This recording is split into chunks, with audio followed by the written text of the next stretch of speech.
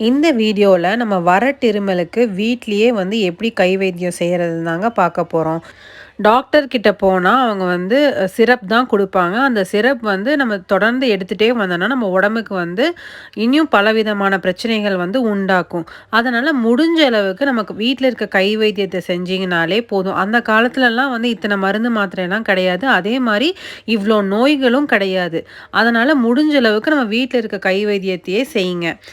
இருமல், சளி அதுக்கு முக்கியமான காரணமே வந்து நம்ம உடம்புல இருக்க இம்யூனிட்டி பவர் வந்து கம்மியாகும் போது வர்றது தான். அதுக்காக வந்து அடிக்கடி வர்றத பற்றி தான் நான் சொல்லிட்டு இருக்கேன். வருஷத்துக்கு 2 தடவை வந்து நார்மலாக எல்லாருக்குமே வரும். குழந்தைங்கள்லாம் வந்து ஸ்கூலுக்கு போகிறதுனால கண்டிப்பாக ஒரு குழந்தைக்கு வந்துட்டாலே வந்து இன்னொரு குழந்தைக்கு வரும். அதே மாதிரி வீட்டில் 2 குழந்தைங்க இருக்காங்கன்னா ஒரு குழந்தைக்கு வந்துச்சுன்னா இன்னொரு குழந்தைக்கு வரும். ஸோ அந்த மாதிரி சமயத்தில் வந்து நம்ம வீட்டில் இருக்க கை வைத்தியத்தை செஞ்சாலே போதும். கண்டிப்பாக சளி, இருமல், காய்ச்சல் இது எல்லாத்துக்குமே வந்து முக்கிய காரணம் நம்ம விட்டமின் சி வந்து கம்மியாக எடுத்துக்கிறோம் அப்படிங்கிறது வந்து ஒரு முதல் அறிகுறின்னு சொல்லலாம். ஸோ அதனால் நீங்கள் விட்டமின் சி நிறைஞ்ச வந்து பழங்களோ இல்லை வந்து காய்கறிகளோ நீங்கள் வந்து உடம்புல சேர்த்துக்கணும். அதுக்கு முக்கியமான ஆற்றலுடையது இந்த லெமன் தான். ஸோ இந்த லெமனை வந்து நீங்கள் என்ன பண்ணலான்னா காலையில் ஜூஸ் புழிஞ்சு தேன் கலந்து சுடுதண்ணியில் கூட நீங்கள் லெமன் புழிஞ்சு வந்து குடிச்சிட்டே வரலாம். அதே மாதிரி வறட்டிருமல், சளி இருக்கும் போது மார்னிங் வந்து கொஞ்சமாக இஞ்சி வந்து நல்லா கொதிக்கிற தண்ணியில் வந்து ஊற்றிட்டு கொஞ்சம் வந்து தேன் ஊற்றி குடிக்கலாம். இந்த மாதிரி வந்து நீங்கள் தொடர்ந்து பண்ணிகிட்டே வரும்போது ஒரு 1 or 2 டேஸ்லேயே வந்துட்டு உங்களுக்கு நல்லாவே வந்து டிஃப்ரென்ஸ் தெரியும். அதே மாதிரி இந்த இருமல், சளிலாம் வந்துட்டு மார்னிங் டே டைமை விட உங்களுக்கு நைட் டைம் தான் வந்து ரொம்ப ஜாஸ்தியாக வந்து உங்களுக்கு இருக்கும். அதனால் என்ன பண்ணலான்னா நைட் நீங்கள் தூங்க போகும்போது இதெல்லாம் வந்து நீங்கள் ட்ரை பண்ணி இல்லை மார்னிங் எந்திரிக்கும் போது ட்ரை பண்ணிங்கன்னா அந்த டே வந்து உங்களுக்கு நல்லா ஃப்ரெஷ்ஷாக ஃபீல் ஆகும். அதே மாதிரி இந்த ட்ரை கிரேப்ஸ் இருக்கு இல்லைங்களா, உலர் திராட்சை, இதை வந்து நைட் வந்து நல்லா தண்ணியில் ஊற வச்சுட்டு காலையில் வந்து வெறும் வயிற்றில் கொஞ்சமாக பாயில் பண்ணி அதை நல்லா வந்து ஜூஸ் மாதிரி எக்ஸ்ட்ராக்ட் பண்ணி கொஞ்சம் வந்து நீங்கள் தேனோ இல்லை நாட்டு சர்க்கரையோ இல்லை பனங்கல்கண்டோ எது வேணாலும் வந்து சேர்த்து கொடுத்துட்டு வரலாம்.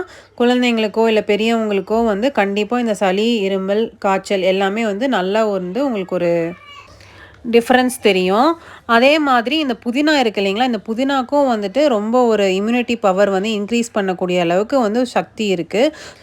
இந்த சளி, காய்ச்சல் இருக்கிற வாரத்தில் வந்து புதினாவை வந்து நீங்கள் ரசமாவோ இல்லை வந்து துவையலாவோ இல்லை சட்னியாவோ இல்லை புதினா சப்பாத்தி, புதினா சாப்பாடு அந்த மாதிரி வந்து உங்கள் சாப்பாட்டில் வந்து சேர்த்துட்டு வந்தீங்கனாலே போதும். கண்டிப்பாக உங்களுக்கு வந்து அந்த ரிலீஃப் வந்து உங்களுக்கு நல்லாவே தெரியும். அதே மாதிரி இந்த மாதுளம்பழம் இருக்குது இல்லைங்களா, அந்த மாதுளம்பழத்தையும் நீங்கள் வந்து ஒரு சாலட் மாதிரியோ இல்லை தயிர் சாப்பாட்டில் கலந்தோ இல்லை வந்து தேன் கலந்து இஞ்சி துருவி போட்டு அந்த மாதிரி நீங்கள் வந்து இந்த மாதுளம்பழத்தை நீங்கள் வந்து சாப்பிட்டு வந்தீங்கனாலும் உங்களுக்கு வந்து வறட்டிரும்பல்லேருந்து நல்ல ஒரு ரிலீஃப் கிடைக்கும். அதே மாதிரி பால் குடிக்கிறீங்கள, பாலில் வந்து சர்க்கரை கலந்தோ இல்லை டீ, காஃபி வந்து அந்த வாரம் மட்டும் அவாய்ட் பண்ணிவிட்டு நீங்கள் வந்து மஞ்சத்தூள், மிளகு போட்டுட்டு நீங்கள் நைட்டோ இல்லை மார்னிங்கோ வந்து உங்கள் குழந்தைங்களுக்கோ இல்லை பெரியவங்களுக்கோ கொடுத்துட்டு வந்தீங்கனாலே வந்துட்டு அந்த மூக்கடைப்புலேருந்து உங்களுக்கு நல்லா வந்து ஒரு ரிலீஃப் கிடைக்கும். அதே மாதிரி நைட் நீங்கள் படுக்க போகும்போது ரொம்ப இருமலாக இருக்குது அப்படின்னு வந்து இருந்துச்சுன்னா 2 மிளகு மட்டும் எடுத்துகிட்டு வாயில் போட்டுட்டு கடித்து சாப்பிட்றாதீங்க. நல்லா மென்னுட்டே இருங்க. கண்டிப்பாக இருமல் ஒரு 5லேருந்து 10 நிமிஷத்துக்குள்ளே அந்த வறட்டிருமல் வந்து கண்டிப்பாக சரியாக போயிடும். உங்களுக்கு அப்புறம் நைட் வந்து நல்லாவே வந்து தூக்கம் வரும்.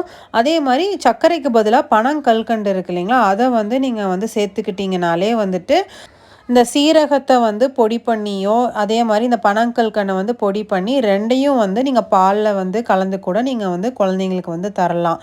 இல்லை சீரகத்தை வந்து நல்லா பாயில் பண்ணிவிட்டு அந்த சீரக தண்ணி இருக்கு இல்லைங்களா, அதில் கொஞ்சம் பனங்கல்கண்டு போட்டு நீங்கள் மிக்ஸ் பண்ணி கூட வந்து குழந்தைங்களுக்கு வந்து நைட்டு தூங்க போகிறதுக்கு முன்னாடியோ இல்லை காலையில் எழுந்ததுக்கு அப்புறமோ வந்து நீங்கள் கொடுக்கலாம். அதே மாதிரி இந்த தூதுவளை இருக்குது பார்த்தீங்களா, அது வந்து சளியை முறிக்கக்கூடிய ஆற்றல் வந்து அதுக்கு ரொம்ப உண்டுங்க. ஸோ அதனால் பக்கத்தில் ஏதாவது தூதுவளை செடி இருந்ததுன்னா துவையலாவோ இல்லை பொடியை வந்து சூப் மாதிரி செஞ்சோ இல்லை வந்து ரசம் வந்து செஞ்சோ அந்த மாதிரி கொடுத்தீங்கன்னா கண்டிப்பாக வந்து சளி வந்து 1 or 2 டேஸில் வந்து உங்களுக்கு சளி, காய்ச்சல், இருமல் எதுவுமே வந்து இருக்காது. உடம்பும் நம்மளாம் வந்து புத்துணர்ச்சியாக ஃபீல் பண்ணுவீங்க. இந்த வீடியோ வந்து உங்களுக்கு பிடிச்சிருந்ததுன்னா கண்டிப்பாக லைக் பண்ணுங்கள், ஷேர் பண்ணுங்கள், மறக்காமல் சப்ஸ்கிரைப் பண்ணுங்கள். பக்கத்தில் இருக்க பெல் ஐக்கானை கண்டிப்பாக ப்ரெஸ் பண்ணுங்கள். அப்போ தான் நாங்கள் போடுற எல்லா போஸ்ட்டும் உங்களுக்கு நோட்டிஃபிகேஷனில் காட்டும். இந்த வீடியோ உங்களுக்கு கண்டிப்பாக பிடிச்சிருக்கும்னு நினைக்கிறேன். தேங்க்ஸ் ஃபார் வாட்சிங்.